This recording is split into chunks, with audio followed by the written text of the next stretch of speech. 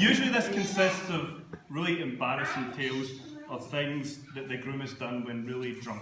But Jonathan's not your typical Glaswegian Jakey. He doesn't actually drink that much, so instead of getting a carry-out to watch the football, he'd prefer to dress up as Wolverine. Instead of the pub, you'll find him at home watching Die Hard. And instead of getting a cura on a Saturday, he prefers to play Japanese video games. If the shoe was on the other foot, my brother would have an inexhaustible supply of extremely embarrassing things that I've done when steaming. But that's maybe why I dodged that bullet and basically eloped by getting married in the west coast of North America with no notice whatsoever.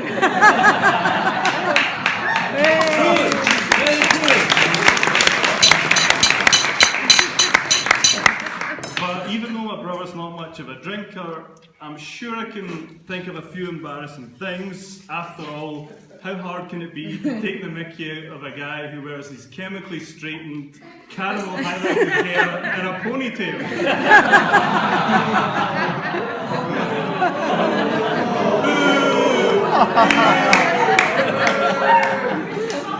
Jamie! So there was a time that he got his tongue pierced. Don't need to say more about that. That was that story.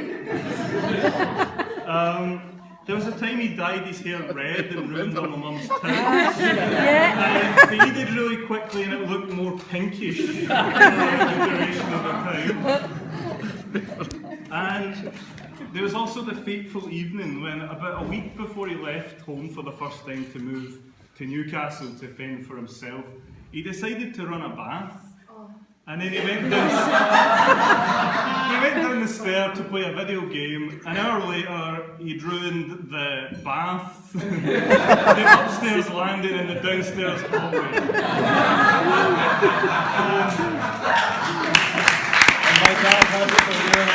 And Oscar has stole my life. Oscar's not forgiven him yet. He's still I shouldn't have brought that up. The way he dresses. Not today, but certainly sartorial choices sometimes leave something to be desired. For Jonathan, excessively baggy jeans did not go out in 1999. And he likes to pair them sometimes with a skin-tight leopard print top. Which is quite a look. I mean, he pulls it off, but I don't know if I'd go for it. One of his more conservative fashion choices was in his student days, he used to wear a clatty beige raincoat like his hero, Lieutenant Columbo. But he would sometimes pair that with a tammy hat, not a regular tammy hat, but one with little cat ears sticking out, which is a pretty brave look for Glasgow's leather. So I don't want to focus too much on embarrassing stuff because I have to stay with my parents for the next week. And if I rip on Golden Boy too hard, make my life hell. Number one son. Number one son. Yeah. So I'm going to be a little bit sentimental now. So ever since I was little, Jonathan was always a bit of an advocate for me.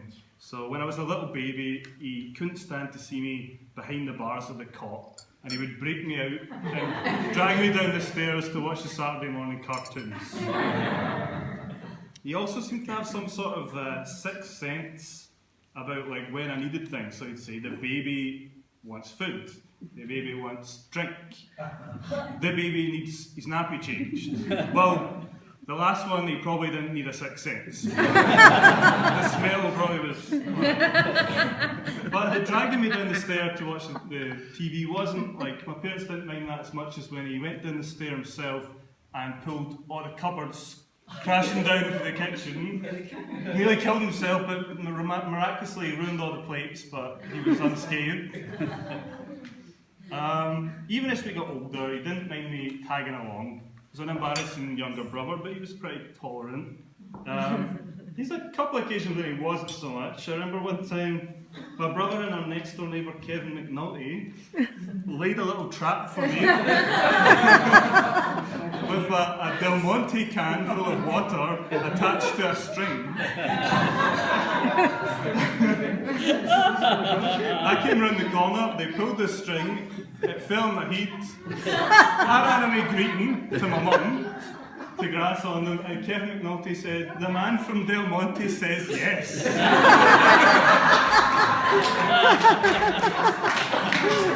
I'm not better than that at all. But generally we've got along very well. We've always enjoyed each other's company and been very close.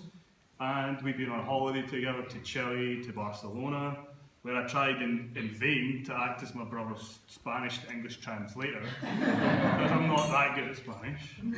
And we also lived as flatmates for a couple of years before I moved to Canada. And that had its interesting moments. It was a common occurrence for me to waken on a Saturday morning with a hangover to a house basically full of people playing Dungeons and Dragons, extremely loudly, and doing voices of characters. Some of them here. One or two of them here.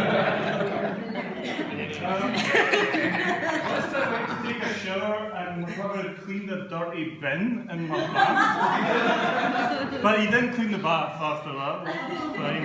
And despite living there for 2 years, he had storage crates in the living room until the day we left, which I guess made it easier for him to move out. But it was a bit of a bugbear.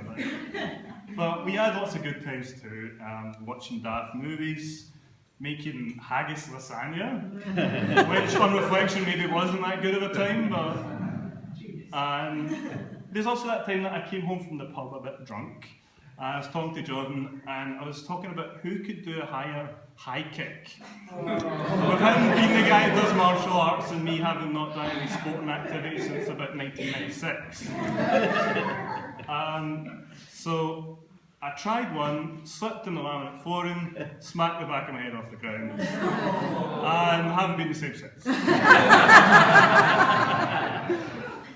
But all joking aside, I couldn't have asked for a better brother. And I'm sure the feeling is mutual. But today isn't just about John. It's also about me. Sorry,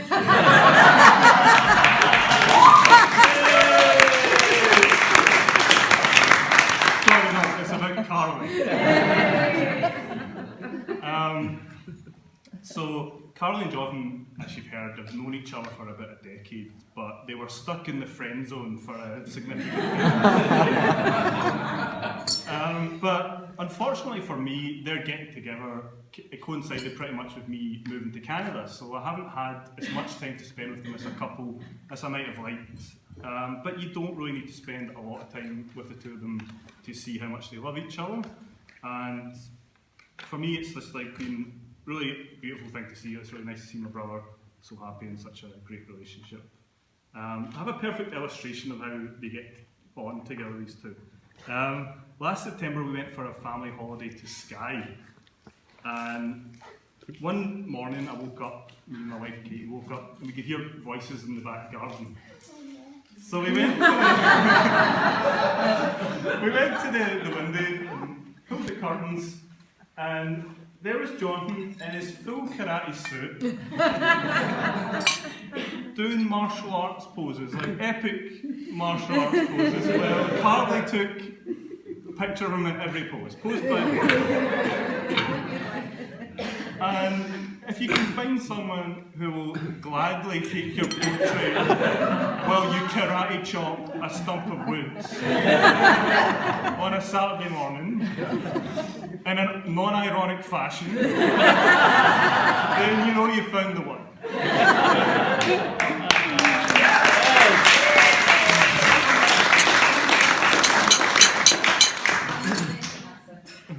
Unfortunately, we didn't get out of bed earlier, or we'd have seen Jonathan jogging along the coastline in his full karate suit, being followed by a yapping West Highland terrier, which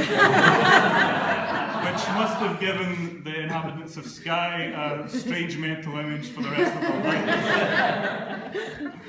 lives. So Carly and Jonathan are clearly devoted to each other.